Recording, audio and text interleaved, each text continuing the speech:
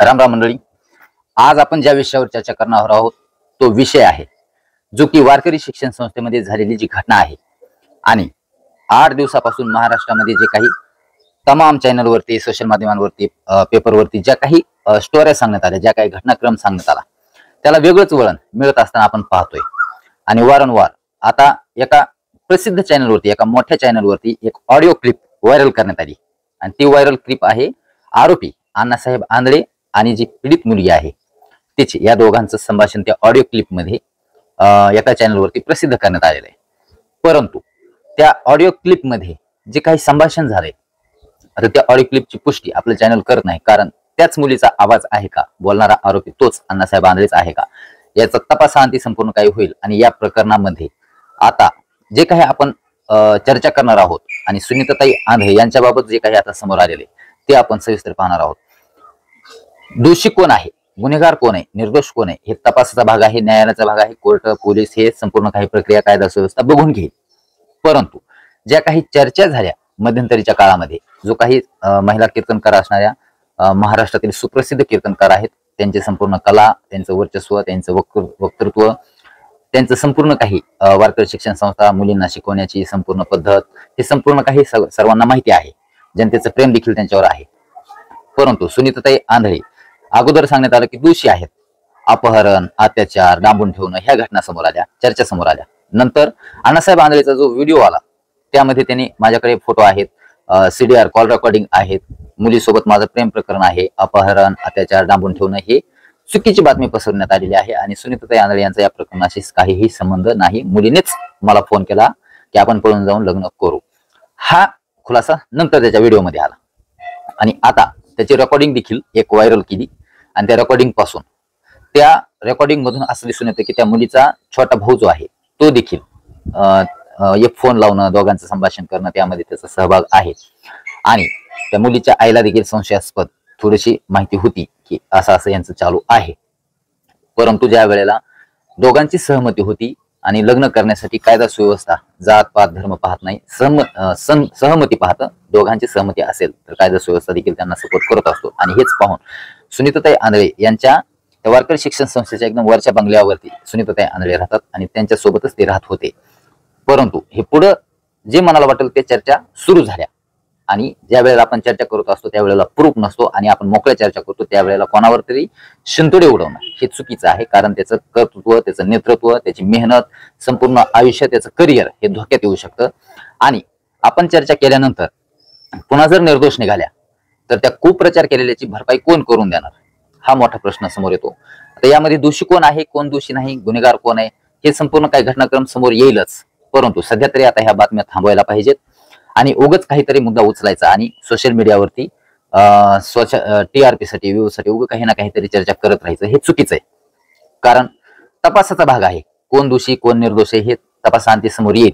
कारण पीडितेच्या मुलीच्या वडिलांनी जो काही स्टेटमेंट दिलं होतं त्यावरून अण्णासाहेब आंधळे यांनी व्हिडिओमध्ये खुलासा केला. आता त्या खुलाशावर, प्रेम प्रकरण आहे उघड झाल्यावर, सिद्ध झाल्यावर, पीडित परिवाराकडून त्यावर ऑब्जेक्शन घेऊन अजून काही स्टेटमेंट समोर आलेलं नाही. परंतु ह्या सर्व काही संशयास्पद घटना आहेत आणि यामध्ये जात पात धर्म याचा काहीही विषय नाही. गुन्हेगार हा गुन्हेगार असतो आणि अन्याय हा अन्याय असतो. यामध्ये खरं घटनाक्रम नेमका घडला काय, प्रेम प्रकरण आहे हे अण्णासाहेब आंधळेच्या बोलण्यावरून, त्याच्या त्या पुराव्यावरून दिसून येतं, रेकॉर्डिंगवरून दिसून येतं. परंतु त्याची खात्रीशीर माहिती अजून समोर आलेली नाही. परंतु सुनीताताई आंधळे यांचा या प्रकरणामध्ये अपहरण असेल, अत्याचार असेल, यामध्ये कसलाही हात नाही हे तर सध्या सिद्ध होतं. त्यामुळे जे नेटकऱ्यांकडून जो शंका व्यक्त केली जाते त्यामध्ये सुनीताताई आंधळे दोषी नाहीत तर सुनीताताई आंधळे फरार का आहेत, हा मुद्दा, पहिला प्रश्नार्थक मोठं चिन्ह येतो उभा राहतं. सुनीताताई आंधळे या प्रकरणामध्ये त्यांचा हात नाही, गुन्हेगार नाहीत, निर्दोष आहेत, तर त्या फरार का झाल्या, हा देखील सर्वांना मोठा प्रश्न आहे आणि तो संशय घेण्यासारखाच संपूर्ण जनतेला प्रश्न आहे. आणि प्रत्येक व्हिडिओच्या खाली कमेंटमध्ये सर्वांना हाच प्रश्न पडला की दोषी तर नाहीत, मग फरार का आहेत. सुनीताताई आंधळे ह्या सोशल मीडियावरती काम करणारे एक व्यक्तिमत्व आहे. त्यांनी एक छोटासा एक व्हिडिओ शेअर करायला पाहिजे होता की या प्रकरणाच्या संदर्भामध्ये, म्हणजे या जनतेच्या मनातील जो शंका आहे ते निघून गेले असते, परंतु सुनीताताई आंधळे यांनी व्हिडिओ शेअर केला नाही किंवा स्टेटमेंट कुठं दिलेलं आपल्याला दिसून येत नाही. ही एक समजा अपवाद एक बातमी आणि घटना आहेच. अभिमन्यू आंधळे असतील हे फरारच आहेत. पोलिसांच्या तपासाच्या अंती जे काही उघड होईल ते उघड होईल. कोर्ट कचेरी न्यायालय हे सर्व काही बघून घेईल.